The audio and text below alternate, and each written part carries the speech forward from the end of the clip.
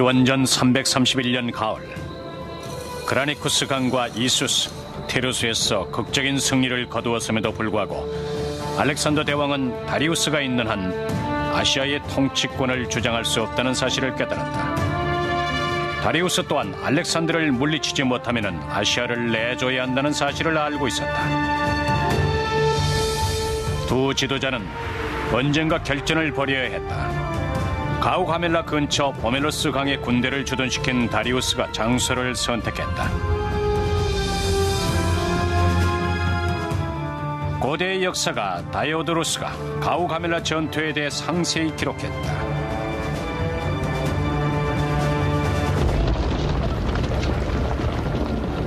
다리우스는 병력을 모아 전투 준비를 모두 끝마쳤습니다. 그는 칼과 창을 예전보다 훨씬 더 길게 만들었죠. 또한 적군들을 겁주기 위해서 커다란 낫을 단 200대의 전차를 제작했습니다. 각각의 전차 바퀴엔 길이가 거의 1m 정도 되는 여러 개의 날카로운 낫이 달려 있었죠.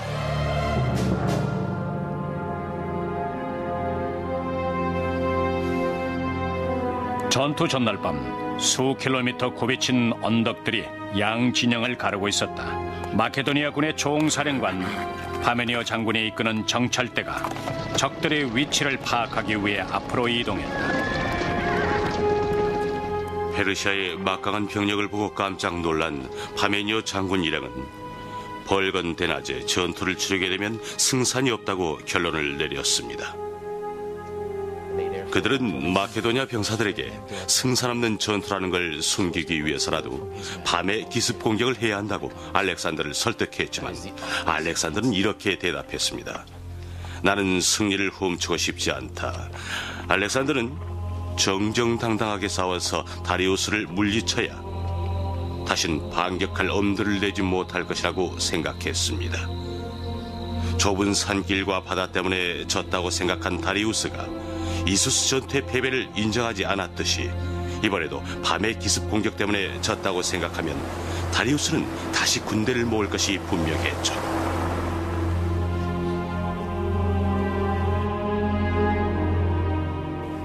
알렉산더는 항상 밤에 전략과 전술을 짰고 마음에 드는 전략을 다 짤 때까지 잠자리에 들지 않았습니다. 하지만 전략을 다 짠 후엔 어버가도 모를 정도로 깊은 잠에 빠졌고 계속 잠만 잤죠. 그런 문제를 해결하지 못하면 불안해서 잠을 못 잔다고 말하곤 했습니다. 병사들은 기상나팔 소리를 듣고 아침 일찍 잠에서 깼지만 알렉산더는 장교들이 깨우러 갈 때까지 잠에 취해 있었죠. 아침에 알렉산더는 병사들에게 연설을 했습니다. 이번 전투를 통해서 누가 아시아 대륙의 통치자인지 판가름 날 것이라고 자신 있게 말했죠. 페르시아의 다리우스 왕 또한 병사들에게 격려 연설을 했지만은 그는 절실한 마음으로 병사들에게 이렇게 말했습니다. 오늘 위대한 제국을 강화시키든지 아니면 위대한 제국의 영원한 종지부를 찍게 될 것이다. 오늘 우리는 생존을 위해 싸워야 한다. 이 나라의 신들을 대신해서 제군들에게 간청하는 바이다. 지옥에서 벗어나 페르시아 국민들에게 승리의 영광을 바치자.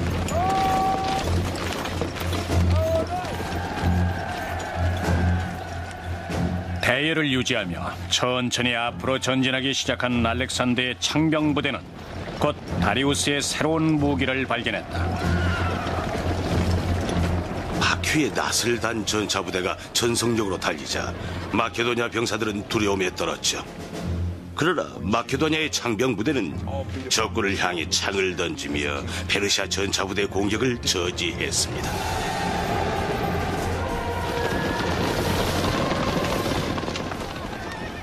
전차 부대의 상당수는 마케도니아 병사들의 칼과 창에 맞아 쓰러지고 말들은 미쳐 날뛰었습니다.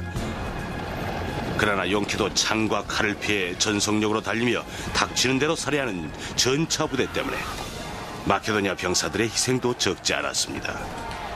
병사들은 방패를 든 채 팔이 잘려나갔고 목이 잘려나가 머리가 땅 위에 나뒹굴기도 했지만 눈동자는 여전히 유혈이 낭자한 전쟁터를 바라보고 있었습니다. 또 어떤 병사들은 가슴에 치명적인 상처를 안고 즉사했습니다. 아시아의 패권을 다시 장악하기 위해서 무서운 기세로 달려드는 페르시아 군대와 맞붙은 알렉산더 대왕의 병사들은 처음으로 승리의 영광을 위해서가 아니라 단지 살아남기 위해서 처절하게 싸워야 했다. 알렉산더의 지시에 따라 마케도니아의 보병 부대를 이끌고 용감하게 싸우던 파메니어 장군의 상황은 더욱 끔찍해 보였다. 그는 전세를 역전시킬 수 있는 사람은 오직 알렉산더밖에 없다고 생각했다. 그러나 그때 알렉산더는 전차를 타고 지휘하는 다리우스 왕을 향해 달려가고 있었다.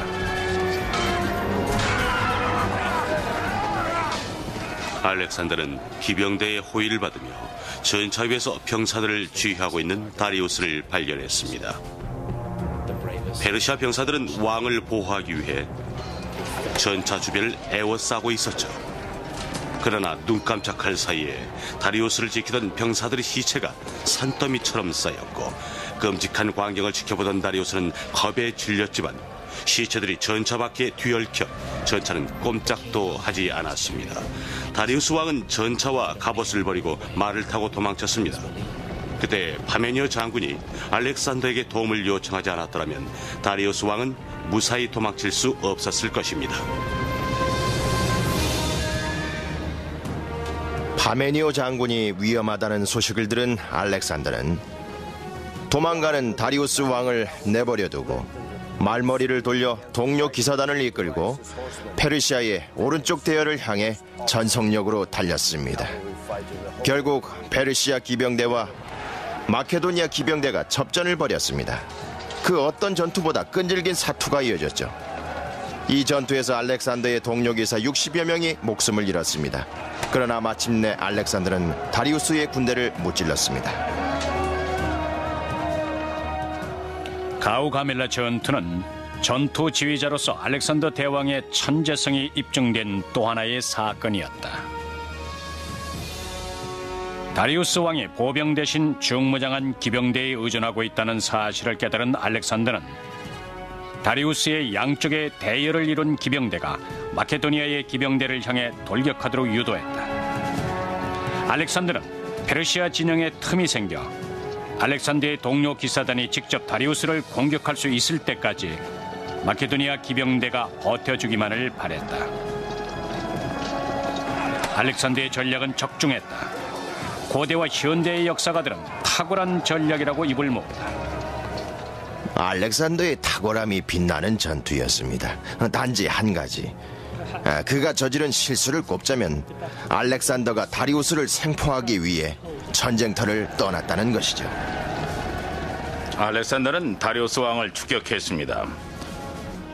파메니오 장군이 그를 따랐고 추격전은 날이 있을 때까지 계속됐지만 다시 어둠이 깔리자 알렉산더는 추격을 멈추고 병사들과 말을 쉬게 했죠. 다리우스는 전차와 창과 활까지 버리고 또다시 도망을 갔습니다.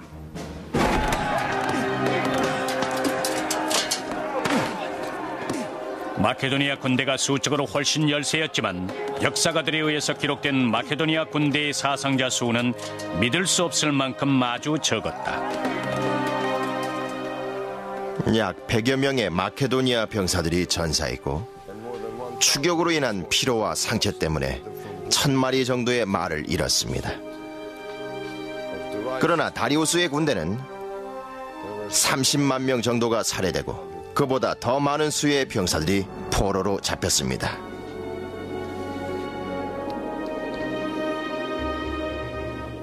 가우가멜라 전투 이후 알렉산더는 페르시아의 지배권을 장악했다. 그러나 전사왕 알렉산더에게 다리우스 왕을 생포하는 것이 훨씬 더 중요했다. 알렉산더는 페르시아를 통치할 때 다리우스를 이용하는 것이 훨씬 더 효율적이라는 사실을 잘 알고 있었다. 그러나 알렉산더가 다리우스 왕을 생포할 수 있을까?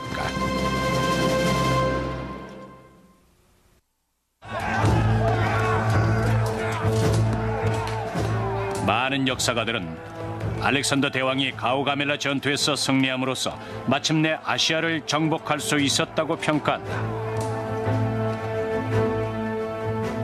가오가멜라 전투 이후 페르시아 제국의 권위는 완전히 땅에 떨어졌고 알렉산더가 아시아의 왕위에 올랐습니다.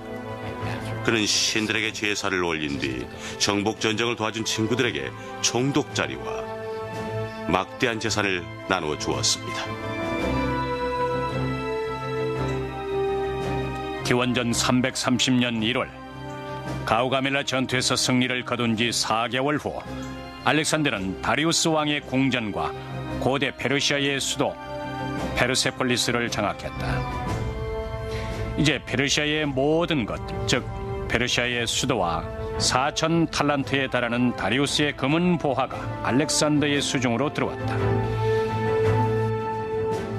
알렉산더는 최소한 18만 탈란트의 보물을 차지했습니다. 1탈란트가 약 25kg 정도 되니까 엄청난 양이었죠. 알렉산더는 세계 제일의 부자가 됐습니다. 원하는 건 무엇이든 할 수가 있었죠. 원한다면 신이라도 될 수 있었습니다. 금광을 인수한 것이나 다름없었습니다. 페르시아의 금은 보화를 실어 나르는 행렬을 보호하기 위해 6,000명의 마케도니아 병사들이 동원될 정도였죠. 알렉산더는 페르세폴리스가 아시아에서 가장 끔찍한 도시라고 얘기하고 병사들에게 마음껏 약탈해도 좋다고 말했습니다. 마케도니아 병사들은 페르세폴리스로 가서 닥치는 대로 사람을 살해하고 집집마다 돌며 보이는 대로 약탈했습니다. 그들은 욕심이 지나쳐 더 많은 전리품을 갖기 위해 서로 맞붙어 싸웠고 그것도 모자라 더 많은 양의 전리품을 차지한 동료 병사들을 살해하기까지 했습니다. 알렉산더는 아시아 정복길에 오르기 전에 4개월 동안 페르세폴리스에 머물면서 마케도니아 병사들에게 마음껏 약탈할 수 있는 시간을 주었다. 알렉산더에겐 타고난 재능이 많았지만 영웅에게도 단점은 있었죠. 그는 지나치게 술을 좋아했습니다. 한낮에 벌어진 술판에서 옆에 있던 매춘부가 이렇게 귀띔했습니다. 알렉산더가 페르시아 왕궁을 불태우라는 명령을 내린다면 그리스인들이 굉장히 고맙게 여길 거라고 말이죠. 흥분한 알렉산더는 도시에 불을 지르고 그리스인들을 대신해서 복수를 하자고 했습니다. 알렉산더가 앞장서서 왕궁에 불을 질렀고 술 친구들도 여기에 가담했죠. 그렇게 해서 동방을 통치하던 페르시아의 아름다운 왕궁은 사라졌습니다. 마케도니아인들은 한낮에 술 취한 왕 때문에 폐허로 변한 도시를 보고 수치스럽게 생각했고 한잠 자고 일어나 제정신을 차린 알렉산더 또한 자신의 어리석은 행동을 후회했죠. 기원전 330년 여름 알렉산더 대왕은 명실공히 아시아의 유일한 통치자였다. 그러나 알렉산더는 다리우스의 왕국을 통치하는 것만으로는 만족할 수 없었다. 다리우스를 생포하려는 알렉산더 대왕의 추격전은 계속됐다.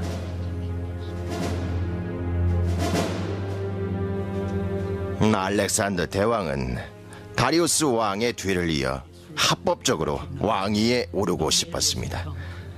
이전의 통치자에게 자신이 아시아의 정복자요 페르시아의 군주라는 사실을 인정받고 싶었던 것입니다. 그 후에 얼마를 더 살지 모르겠지만 어쨌든 알렉산더는 다리우스를 끝까지 추격했습니다. 살해하든 생포하든 물론 생포하는 것이 훨씬 더 효과적이었겠지만 알렉산더가 다리우스를 끝까지 추격한 이유는 먼 훗날 왕위를 주장하는 사람이 없게끔 조치를 취하기 위해서였습니다. 나중에 누군가 나타나서 다리우스의 후손임을 자처하고 왕위를 요구할 수 있었으니까요. 언론 매체가 전혀 없던 시절이기 때문에 그런 일은 충분히 일어날 가능성이 있었죠. 아케메네스 왕조의 운명을 종결시키고 아시아의 패권을 장악하는 가장 확실한 방법은 다리우스를 생포하는 것뿐이었습니다. 다리우스가 북쪽으로 이동한다는 소식을 들은 알렉산더는 또다시 다리우스를 추격했다. 다리우스를 추격하는 동안 알렉산더의 행군 속도가 너무 빨라서 쫓아갈 수 없는 많은 병사들은 녹초가 되어 나가 떨어졌고 죽어간 말의 수만 해도 헤아릴 수 없었습니다. 그러나 알렉산더는 계속해서 병사들에게 강행군을 재촉했죠. 바로 그때 알렉산더는 페르시아 고관들의 입을 통해서 다리우스 왕이 페르시아의 지휘관 베수스에게 사로잡혀 있다는 이야기를 들었습니다. 알렉산더는 소식을 듣자마자 더 빠른 속도로 행군하기 시작했죠. 기원전 330년 6월 알렉산더는 베수스가 지휘하는 페르시아군을 따라잡기 위해서 쉬지 않고 행군을 계속했다. 2주 후 알렉산더의 눈앞에 페르시아 군대의 모습이 보였다. 여전히 페르시아 군대가 수적으로 크게 우세했지만 수천 명의 페르시아 병사들은 항복했다. 그러나 베수스는 다리우스가 항복하도록 놔두지 않았다. 베수스 일당은 다리우스의 마차로 와서 다리우스에게 어서 짐을 버리고 도망치라고 재촉했습니다. 그러나 다리우스는 신들이 대신 복수를 해줄 것이라며 반역자들의 말을 듣지 않았습니다. 화가 난 그들은 왕에게 창을 던졌고 다리우스는 가슴에 여러 번 창을 맞았습니다. 그들은 더 이상 멀리 못 가게 하기 위해 다리우스의 말들을 불구로 만들어버렸죠. 지도자를 잃은 야만족들은 겁에 질려 뿔뿔이 흩어졌습니다. 강력한 페르시아의 왕 다리우스가 창에 맞아 쓰러졌다. 이제 알렉산더가 다리우스를 생포할 수 있느냐 하는 것은 시간 문제였다.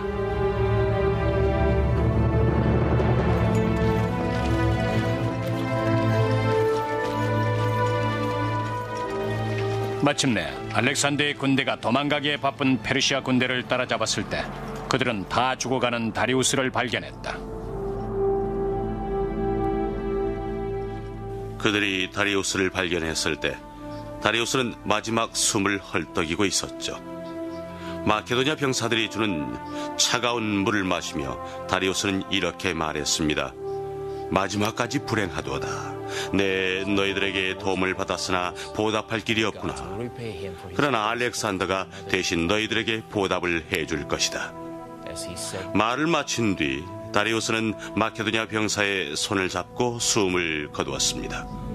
알렉산더는 왕의 죽음 앞에 조의를 표했고 자신의 망토를 벗어 선수 다리우스의 시체를 덮어주었습니다.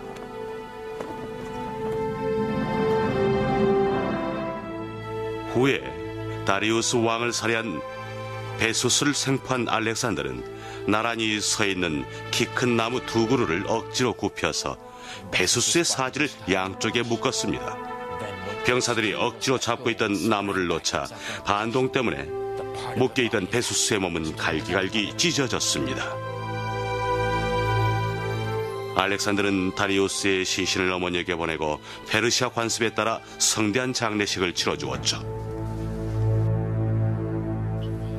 다리우스의 죽음 이후 알렉산더는 마침내 합법적으로 페르시아 왕위에 올랐다. 그러나 몇 개월 후 알렉산더는 자신의 군대 안에서 새로운 적을 만났다.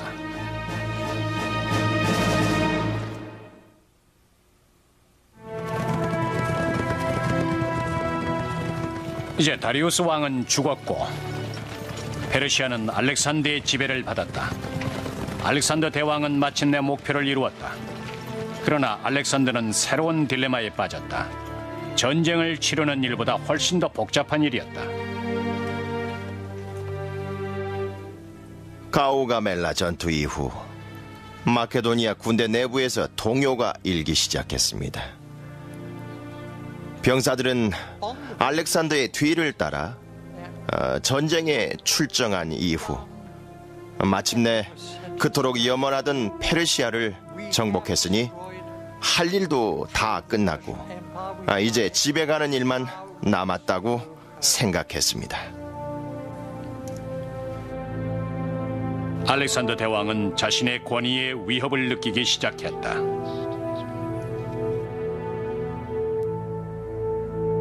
이 시기 마케도니아 병사들 중에서 파메니오 장군의 아들 필로타스는 자신의 지위를 마음껏 누렸습니다.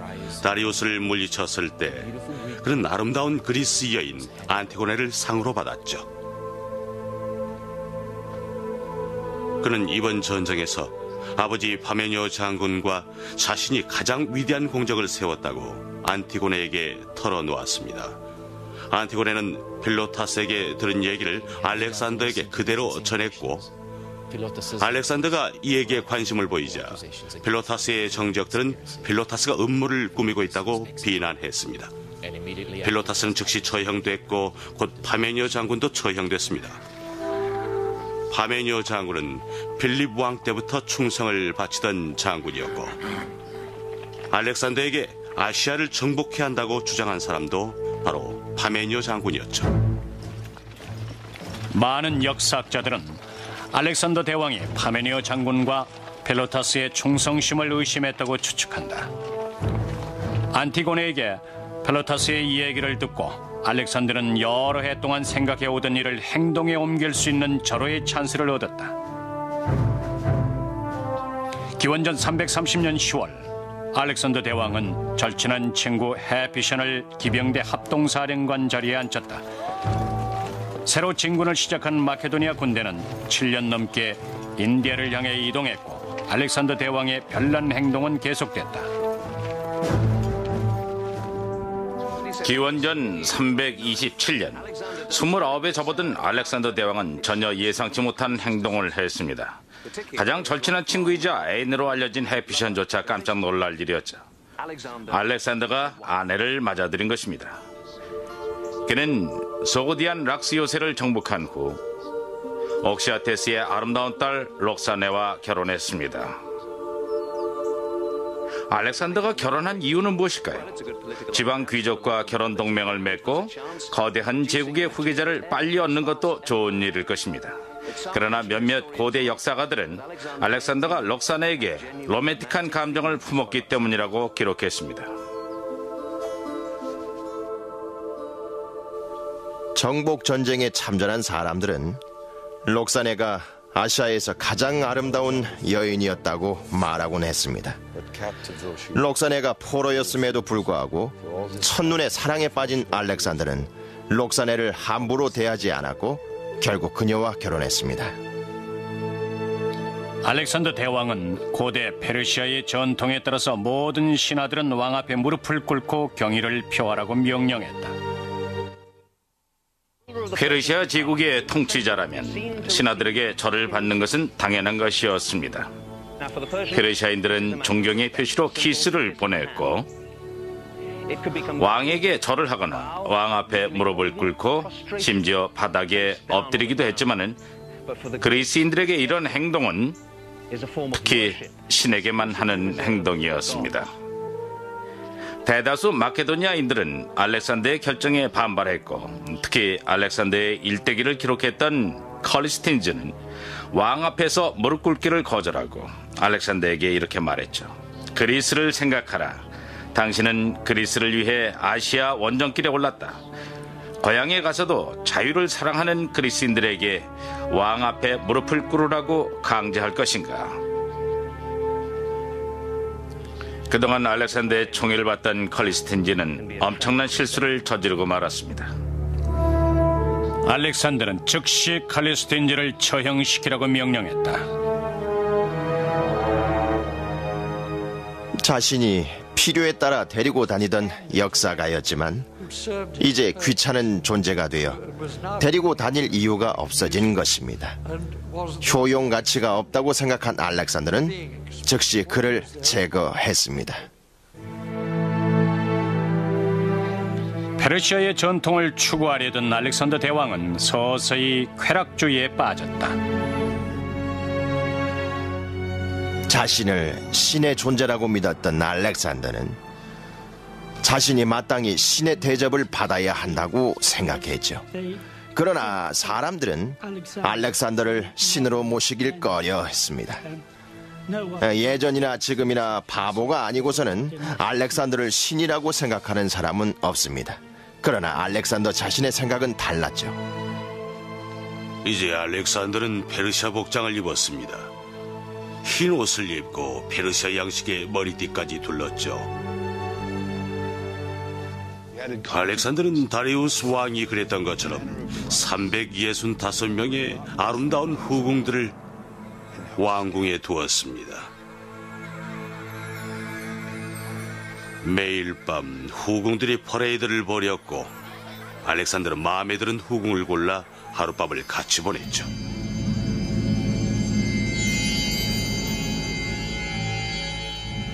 알렉산더 대왕은 평화를 유지하고 즐기는 것보다 전쟁 중에 더 빛을 발하는 사람이었습니다.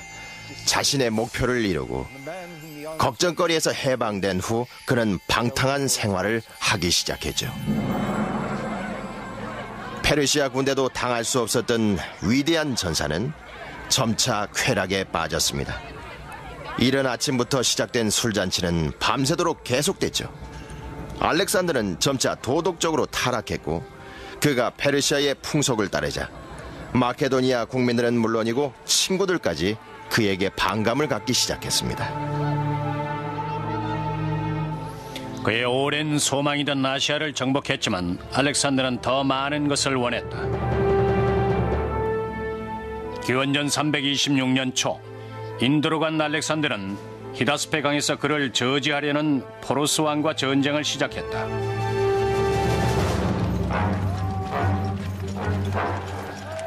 알렉산더의 군대는 말 대신 코끼리를 탄 적군들과 싸워야 했다.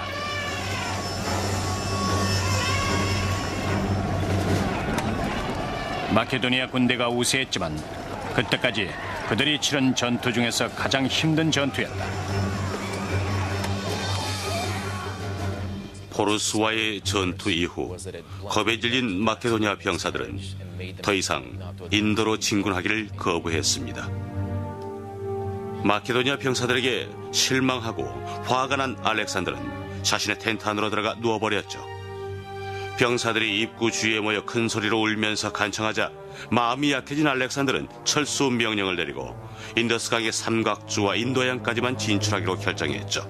알렉산더는 병사들에게 노를 저어가는 선박과 뗏목을 많이 만들게 한 다음 강을 따라 천천히 아래쪽으로 향했습니다. 그러나 그들의 앞길은 결코 평화롭지 못했습니다. 강을 따라 내려가는 동안 알렉산더는 강둑 근처에 있는 도시들을 공격해서 모두 정복한 뒤 성벽으로 둘러싸인 말리시에 도착했다. 독립심 강한 말리안 부족들의 본거지였다. 알렉산더는 말리시를 기습 공격할 작정이었죠. 알렉산더를 찾아온 예언자 한 사람은 이번 전투에서 알렉산더가 치명적인 상처를 입을 것이라며 알렉산더에게 말리시를 그냥 내버려두고 다른 곳으로 떠나라고 간청했습니다. 그러나 알렉산더는 병사들의 사기를 꺾지 말라고 나무란 뒤 군대를 공격대로 배치하고 말리시를 정복하기 위해 직접 군대를 이끌고 진군했습니다.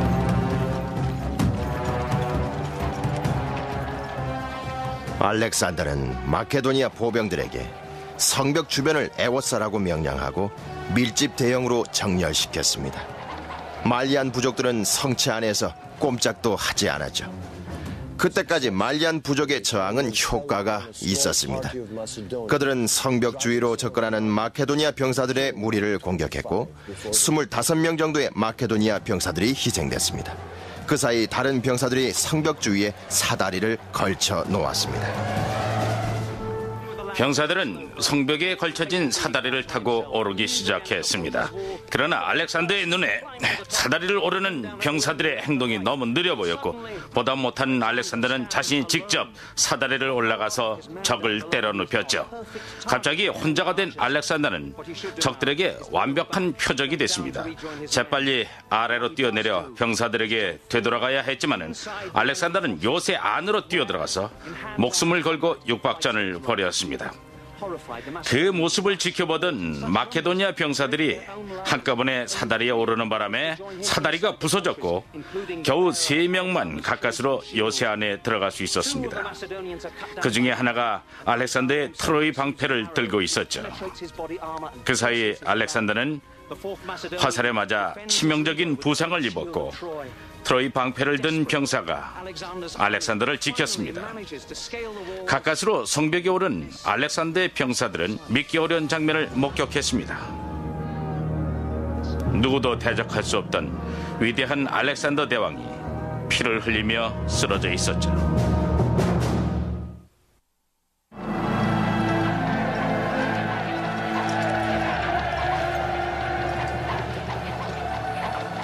기원전 326년 알렉산더 대왕에게 말리안 부족과의 전투는 전혀 새로울 게 없었다.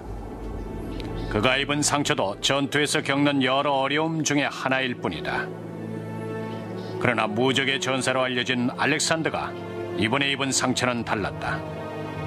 알렉산더의 병사들은 목숨을 위협하는 깊은 상처라는 걸 잘 알고 있었다. 즉시 알렉산더가 살해됐다는 소문이 병사들 사이에 퍼졌죠.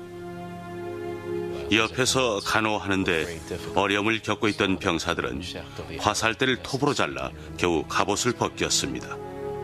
그 다음 늑골 사이에 박혀있는 화살촉을 빼내야 했죠. 화살을 완전히 뽑아내자마자 알렉산더는 정신을 잃었습니다. 위험한 고비를 넘겼지만 완전히 회복되기 위해선 오랫동안 간호를 받아야 했죠.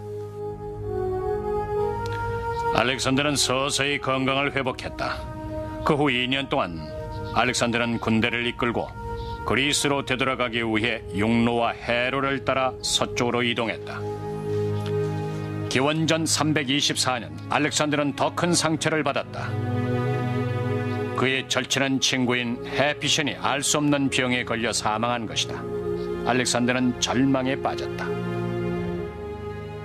알렉산더는 시신을 치울 때까지 주변 사람들의 만류에도 불구하고 밤낮을 가리지 않고 친구의 시체 옆에 앉아 눈물을 흘렸다고 합니다. 알렉산더는 처방을 잘못했다는 이유로 헤피션의 주치의를 당장 처형시켰습니다. 기록된 이야기에 따르면 헤피션이 죽은 후 알렉산더는 이틀 동안 자신의 몸을 돌보지 않은 채 식음을 전폐하고 침대에 누워서 울기만 했다고 합니다. 알렉산더는 헤피션과 아주 절친한 사이였습니다. 자기 속내를 털어놓을 수 있는 막역한 사이였죠. 때문에 알렉산더가 그를 잃었다는 것은 아주 중요한 동맹군을 잃은 것과 같았습니다. 헤피션의 죽음 이후 알렉산더가 내리막길을 걷기 시작했다고 해도 과언이 아닙니다. 그 후 알렉산더는 삶의 희망을 잃었죠. 헤피션이 죽은 지 1년도 안 돼서 알렉산더가 바벨론에 머물면서 아라비아 정복 계획을 세우고 있을 무렵 알렉산더도 병에 걸렸다. 미열로 시작된 증세였지만 열흘이 지나면서 생명을 위협하는 중병으로 악화됐다. 병사들은 간절하게 알렉산더를 만나고 싶어 했습니다. 어떤 병사들은 그의 시신이라도 보고 싶어 했습니다. 이미 병사들 사이에서 알렉산더가 세상을 떠났는데 근위대가 그 사실을 숨긴다는 소문이 돌았기 때문이죠. 그러나 그 어떤 것도 그들을 막을 수 없었습니다. 병사들은 위대한 왕을 잃는다는 생각에 절망스러워했고 몹시 가슴 아파했습니다. 그를 아는 모든 사람들은 결정적인 순간에 알렉산더의 위대함을 다시 한번 느꼈다. 당시 존재하던 세계의 거의 모든 나라와 도시는 알렉산더의 영향력을 벗어날 수 없었습니다. 그리고 그 어디에서도 알렉산더 같은 위대한 지도자를 찾는다는 것은 불가능했습니다.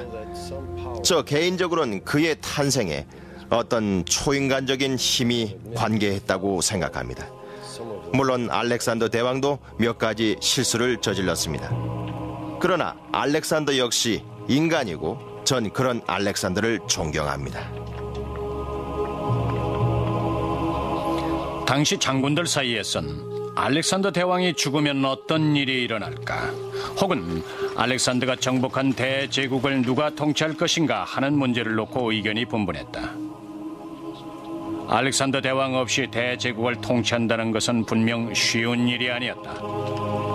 알렉산더 휘하에 있던 장군들 중에서 알렉산더를 대체할 만한 인물이 없었기 때문에 결국 제국을 분할할 수밖에 없었다. 알렉산더 자신이 후계자를 정해놓지 않으면 위대한 왕의 지휘 아래 하나가 되어 세계 정복길에 나섰던 장군들이 후계자 자리를 놓고 전쟁을 벌일 것이 분명했다. 과연 알렉산더가 건강을 되찾고 다시 정복 사업을 시작함으로써 그를 따르는 마케도니아 병사들에게 더 큰 영광을 선사할 수 있을까? 아니면 알렉산더가 세상을 떠남으로써 그 역시 제우스 신의 아들이 아니라 단지 인간의 아들임을 증명하게 될까?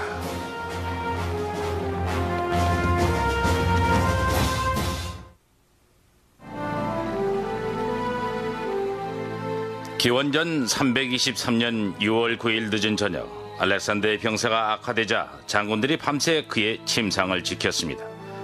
알렉산더는 그들에게 이렇게 말했죠. 내가 죽으면 또 다른 죽음을 부르는 치열한 싸움이 벌어질 것이다. 마지막으로 장군들이 알렉산더를 둘러싸며 누구에게 왕국을 물려줄 것인지 묻자 알렉산더는 가쁜 숨을 내쉬며 대답했습니다. 가장 강한 자에게 줄 것이다. 다음 날 아침 알렉산더는 영원히 눈을 감았습니다. 수세기 동안 역사학자들 사이에 알코올 중독에서부터 독살, 자살에 이르기까지 알렉산더의 사인을 둘러싼 논쟁이 계속됐다. 알렉산더의 사인을 밝히다 보면 이 역사학자들은 온갖 웃지 못할 사건들까지 끄집어내요. 그 많은 원인이 전부 이유가 되어 알렉산더를 죽게 만들었다고 말합니다. 알렉산더가 인도에서 화살을 맞아 거의 죽을 뻔했는데 완전히 회복을 못했기 때문에 죽었다는 사람도 있고, 전염병인 말라리아에 걸렸다는 기록도 있는데, 병명은 정확히 알 수 없지만 죽기 전에 병을 앓은 것은 분명합니다.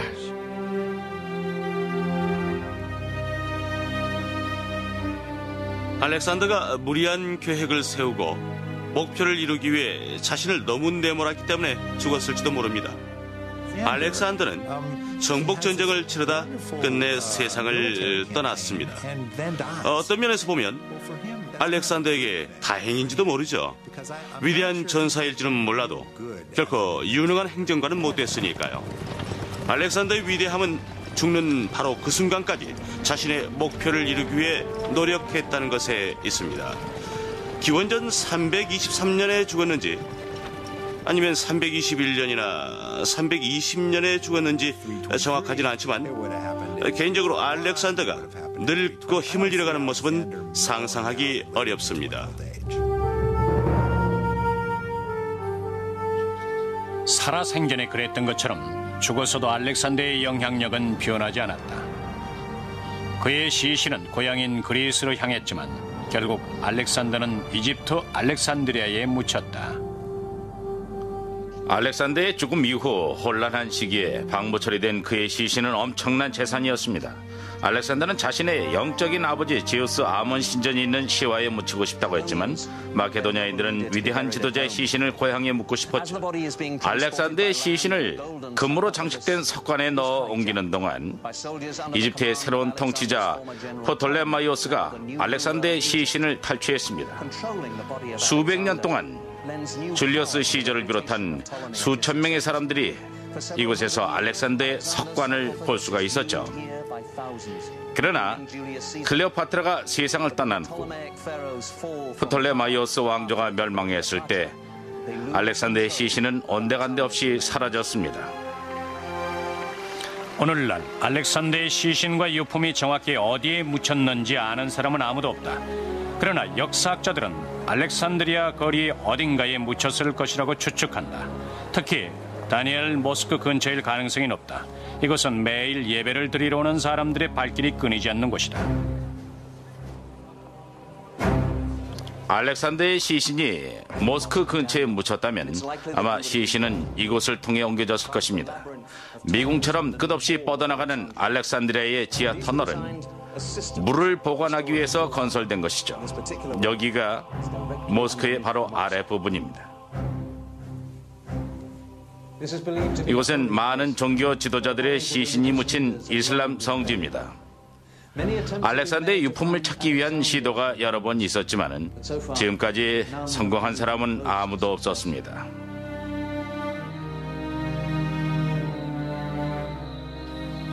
알렉산더 대왕이 죽은 후 역사상 그 어느 누구도 알렉산더만큼 광활한 땅을 정복한 사람은 없었다.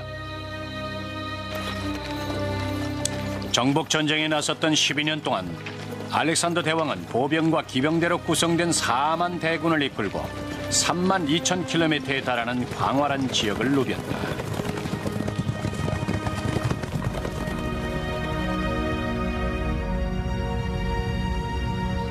알렉산더 대왕이 12년 동안 전쟁을 치르며 정복한 광활한 제국은 결국 20명 이상의 통치자들에 의해 분할됐다.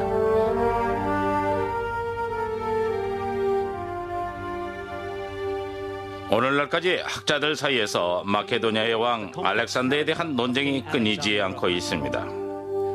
왜 우리는 그를 알렉산더 대왕이라고 부를까요? 알렉산더가 역사상 가장 위대한 군 지휘관이라는 데는 이견이 없습니다. 게다가 그는 역사적으로 중요한 시기에 동서양의 문화를 융합시켰죠. 그러나 그의 제국은 많은 사람들의 희생과 파괴된 문명 위에 건설됐습니다. 알렉산더가 더 오래 살았더라면 그의 제국은 어디까지 뻗어나갔을까요? 길지 않은 인생의 마지막 시기에 알렉산더 대왕은 천재와 미치광이 사이의 길을 걷고 있었습니다. 알렉산더는 역사상 다시 볼 수 없는 위대한 장군의 모범을 보여주었습니다. 인류의 역사상 아무리 위대한 장군이라고 할지라도 알렉산더에 비하면 한낱 보잘것없는 존재일 뿐입니다. 짧은 생애를 살았지만 알렉산더는 매우 강력하고 영향력 있는 인물이었습니다. 알렉산더 사후에도 그는 위대한 왕이자 위대한 군 지휘관으로 남았습니다. 실제로 살아생전에 알렉산더를 능가하는 군장교는 이 세상 어디에도 없었습니다. 심지어 알렉산더가 죽은 뒤 후세 사람들은 그의 이름만 들어도 두려워할 정도였습니다. 그래서 회의가 있을 때마다 테이블 위에 알렉산더의 왕관을 비롯해서 알렉산더가 생전에 입던 옷 등을 놓아둔 채 회의를 진행시켰습니다. 알렉산더는 죽었지만 그의 존재는 영원했습니다. 알렉산더 대왕은 살아있는 동안 단 한순간도 두려움을 가져본 적이 없다고 합니다. 신의 아들이든 신의 아들이 아니든 그는 자신이 신의 아들이라고 확신했죠. 그는 자신의 위대함을 확신했고 우리도 그 점에는 동의합니다. 그는 영원히 알렉산더 대왕으로 남을 것입니다.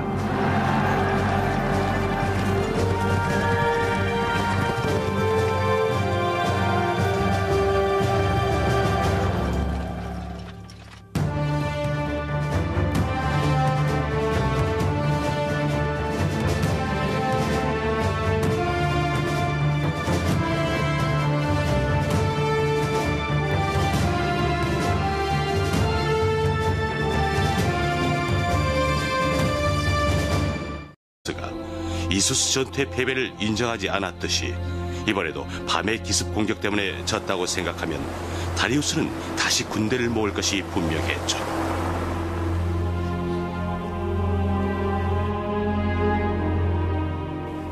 알렉산더는 항상 밤에 전략과 전술을 짰고 마음에 드는 전략을 다 짤 때까지 잠자리에 들지 않았습니다. 하지만 전략을 다 짠 후엔 어버가도 모를 정도로 깊은 잠에 빠졌고 계속 잠만 잤죠. 그런 문제를 해결하지 못하면 불안해서 잠을 못 잔다고 말하곤 했습니다. 병사들은 기상 나팔 소리를 듣고 아침 일찍 잠에서 깼지만 알렉산더는 장교들이 깨우러 갈 때까지 잠에 취해 있었죠.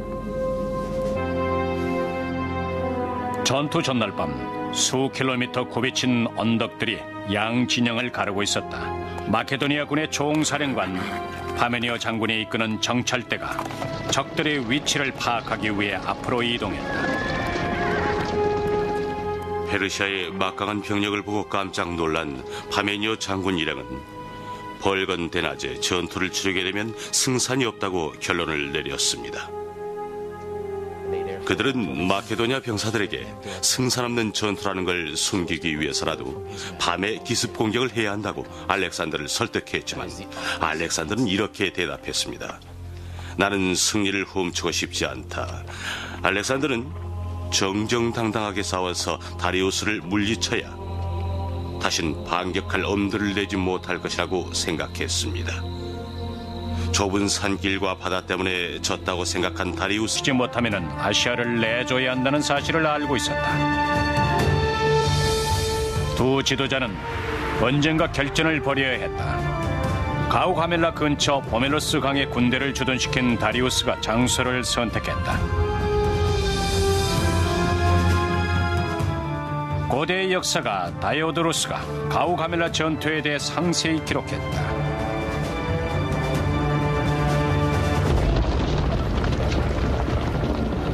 다리우스는 병력을 모아 전투 준비를 모두 끝마쳤습니다. 그는 칼과 창을 예전보다 훨씬 더 길게 만들었죠. 또한 적군들을 겁주기 위해서 커다란 낫을 단 200대의 전차를 제작했습니다. 각각의 전차 바퀴엔 길이가 거의 1m 정도 되는 여러 개의 날카로운 낫이 달려 있었죠.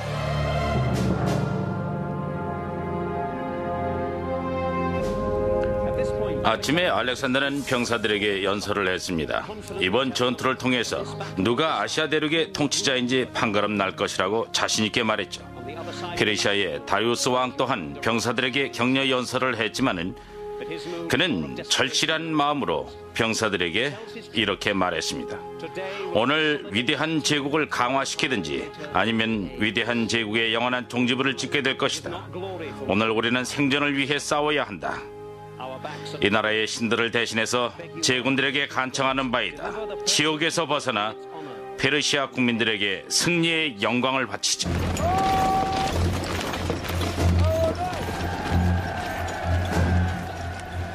대열을 유지하며 천천히 앞으로 전진하기 시작한 알렉산더의 창병 부대는 곧 다리우스의 새로운 무기를 발견했다. 바퀴에 낫을 단 전차